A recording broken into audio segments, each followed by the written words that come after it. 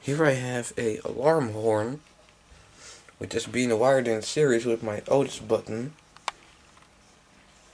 in a 5-volt transformer, which is connected by a kind of dangerous way to the mains.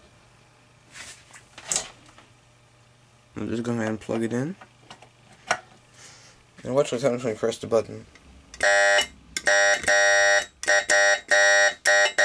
The horn works.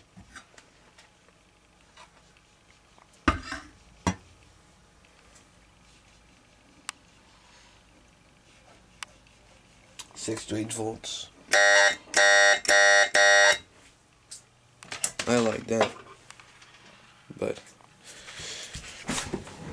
as you can see, one wire from the transformer goes directly over to the horn, and the other wire goes first through the close contact of the switch, comes out here, and goes to the horn. So these wires must be connected when you press the button. There's the transformer. It's 5 volts going to the mains power. So that's it.